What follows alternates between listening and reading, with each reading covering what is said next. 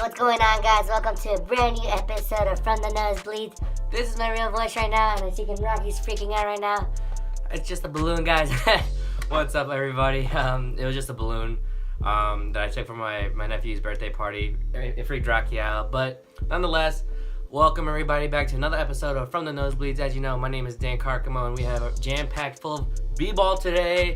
Yup, we're talking basketball, everything from like All-Star Weekend, which was in Charlotte. We had some representation from both the Knicks and the Nets, and then obviously the big news is a post-KP trade, and to see how the Knicks have been doing. We're in sole possession of the worst record in the NBA as of recently. We are 13-51, so not looking great. We have a 14% chance to get the number one overall pick, but doesn't mean it's guaranteed. As we all know, it's all about the luck of the ping pong balls. But we are up there, and we are projected to be to receive the number one draft pick. And with all that, most people expect Zion Williamson to be the number one pick. But without further ado, we're just gonna get right into it. We're gonna talk about Nets and Knicks, and the first up is the Nets. So the Nets have won recently. They lost 3 straight, and then they won against the Mavericks. So they won huge against the Mavericks, which was Dirk's last time in playing the Nets, and he got a huge ovations every time he shot the ball. Only had like one bucket and went 0 for 9, but like it's still great to see a legend, in the NBA game such as Dirk Nowitzki, who meant so much to so many people. And especially European players, he bridged that gap to be, hey, there's an outside world outside, of the U.S. that there's so much talent around the world, including Europe, to play this game of basketball. And great, 21-year career. So kudos to Dirk, and obviously we're wishing him all the best as he rides off with his last few weeks. Obviously the Mavericks are not going to make the playoffs, but they have a great future, with Luka, who's proving to be, almost an all-star already, and having the potential to hold the team on his shoulders, and as well as them trading for KP. But like I said, the Nets, we're New York sports teams only here, but so the Nets are right now 33-33, so they're at 500, which puts them at the 6th seed right now. If the playoffs were just like start today, they're the number 6 team in the East. So not great, but not bad. Obviously the East isn't that strong to be a 500 team, and you're already still in the playoffs. It's not the best, but it's obviously great for New York and stuff like that.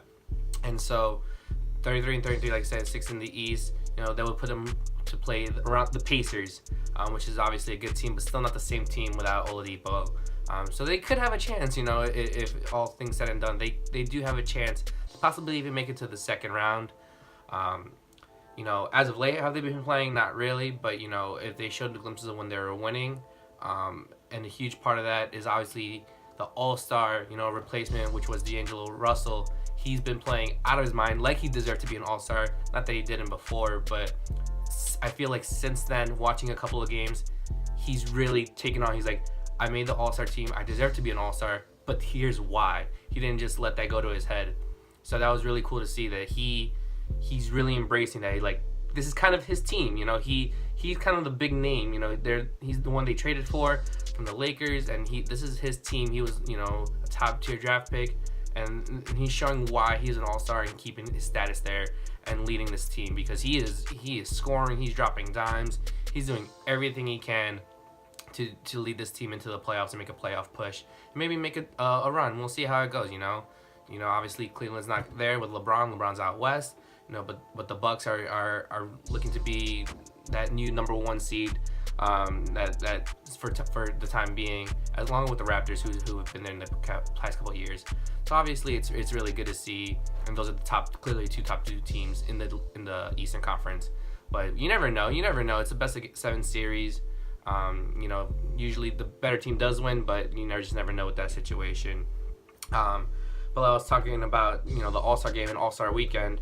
They had some pretty good representation from the Nets. So obviously D'Angelo Russell was picked up due to some injuries on the team. So he was made an All-Star, his first All-Star appearance.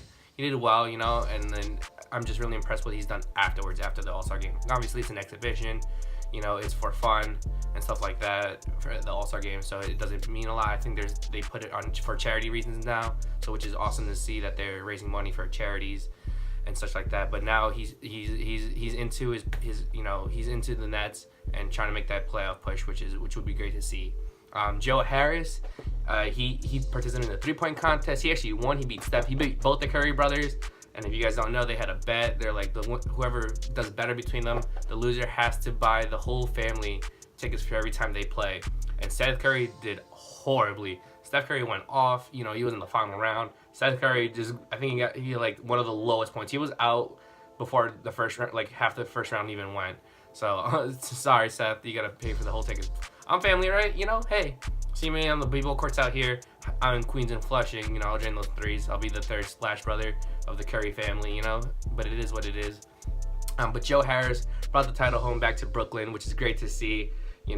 Obviously, we were all rooting for him, being a New York guy and on a New York team. So that's great to see and stuff like that. And then we had the Rising Stars Challenge. We had two Nets. We had Jared Allen on Team USA, and then Crooks.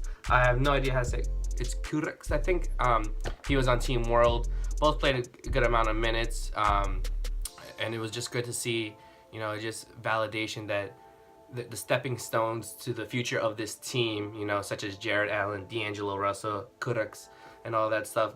They have potential, to be the next level and the next, all-stars of the league and stuff like that. So that's great to see the representation of the Nets.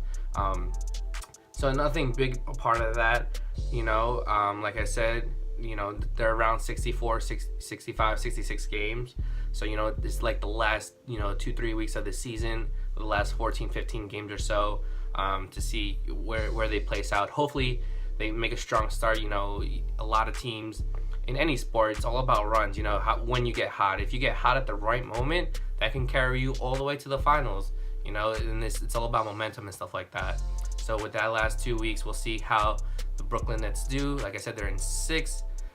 They're not that far, but they're like a good 6-7 games behind Boston, which is the 5th seed. So I don't see them catching up. So I think they'll stay around that 6th seed. Hopefully they don't go back to 7th or 8th or maybe even out, because there's a couple teams that are right behind. But I see them around the 6th seed and them making the playoffs. So that's awesome to see and stuff like that. And then we'll I'll try to have an episode out before the playoffs start in case they do make it, to see where, what our predictions are for them and how far they can actually make it to the playoffs. So my early prediction is that they go in the first round. I think they put up a good fight. So I think they could possibly make it to the second round, but we'll see.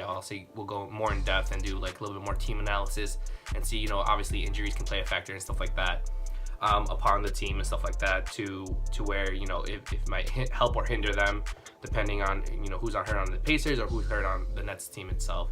So that's really it. All I got for Knicks. Like I said, great representation. A little bit here and there after post All-Star game, some good games. 3-game slide, which obviously wasn't great, but one big against the Mavericks.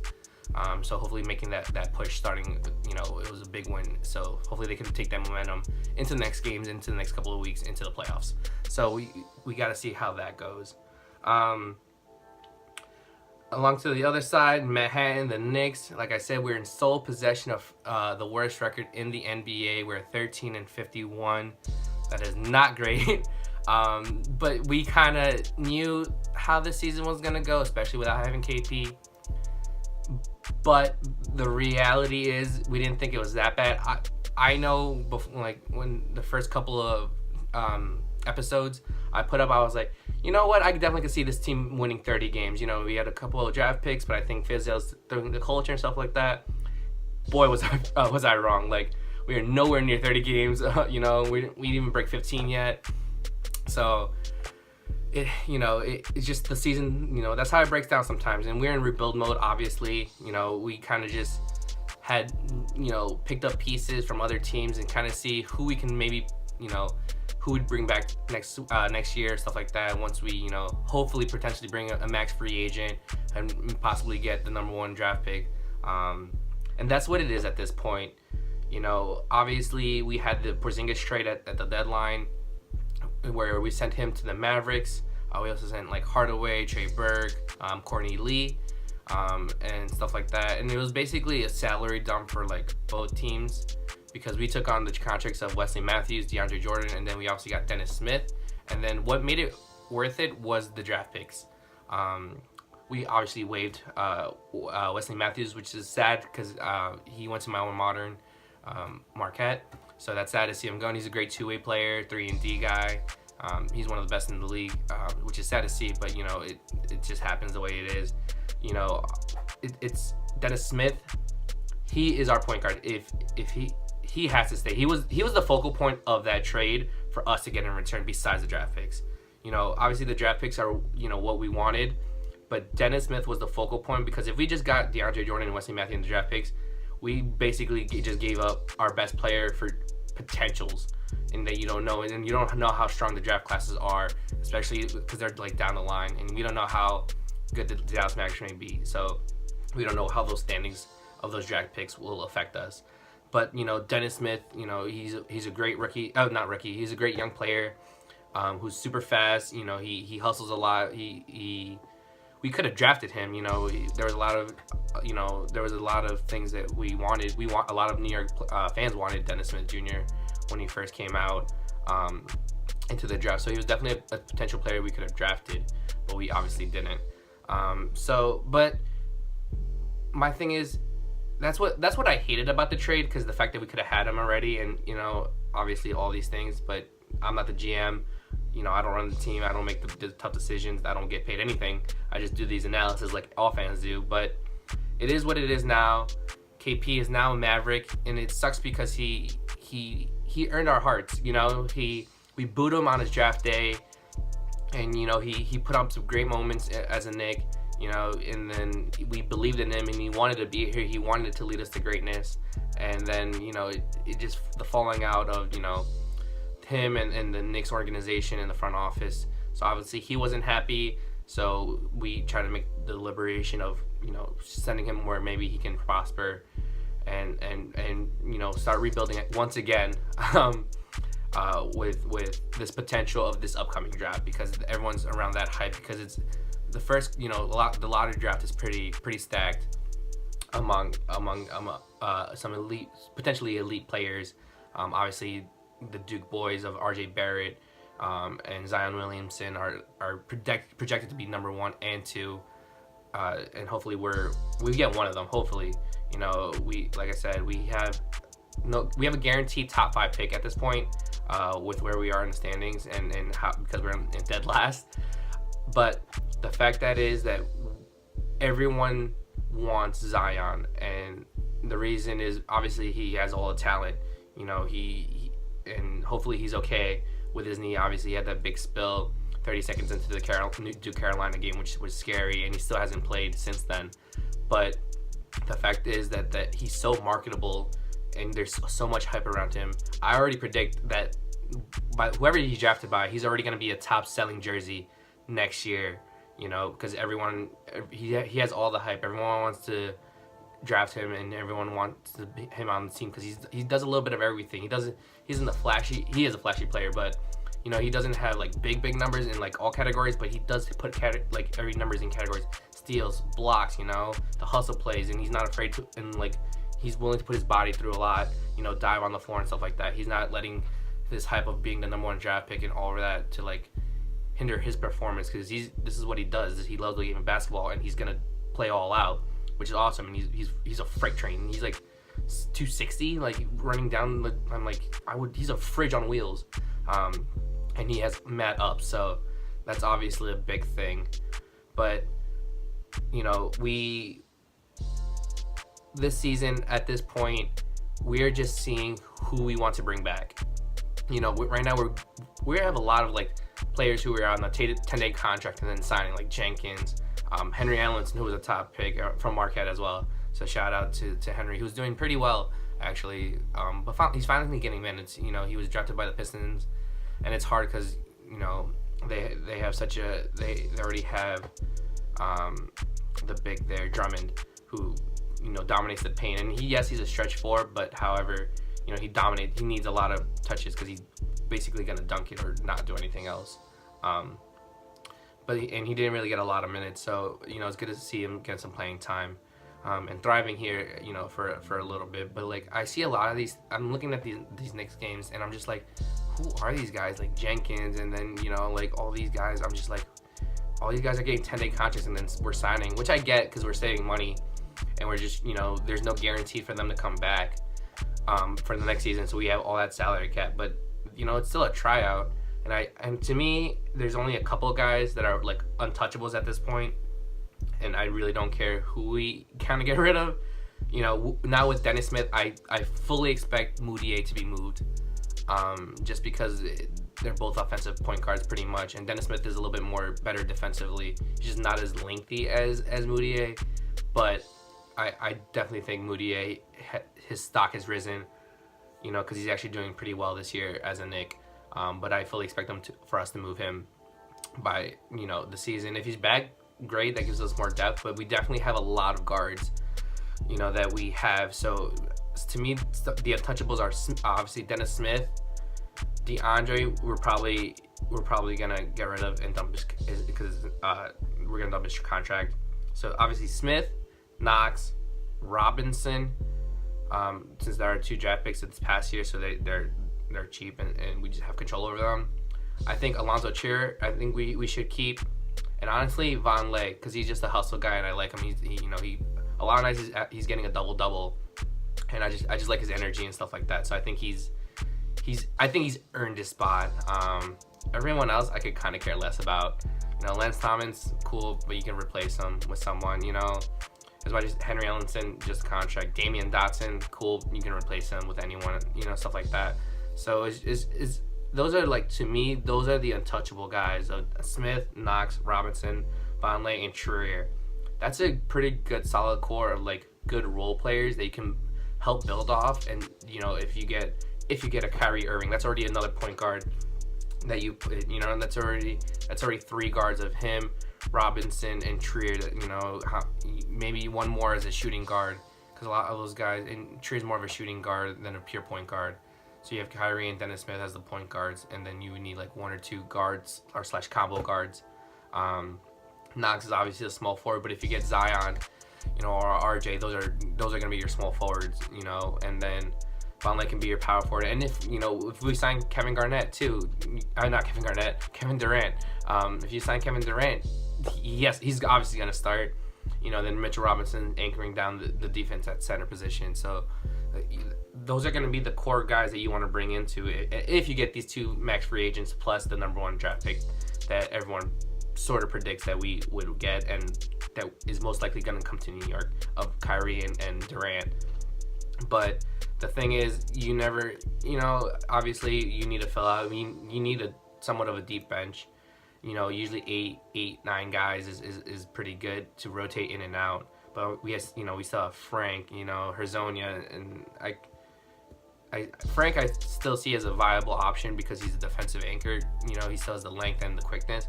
He just got to stay healthy, and stuff like that. But Lance Thomas, good defensively, but like I said, I can deal without him and stuff like that. He's not all that big.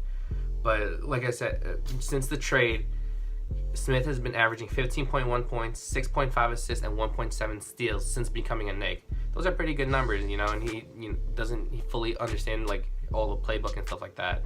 But like I'm looking at the roster now, Kadeem Allen, expiring, whatever. Damian Dotson, bye. Henry, bye.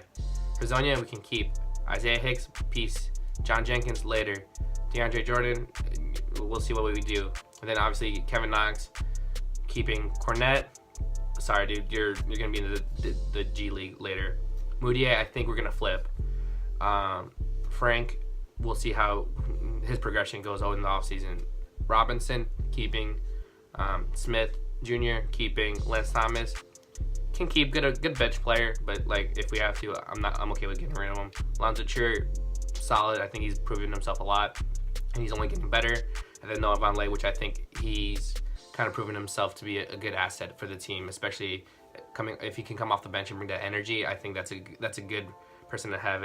He's only making 1.5 million, so he's not making really anything, and I think that's a good steal to have for someone on the bench, and he's pretty serviceable, and he's doing pretty well here in New York.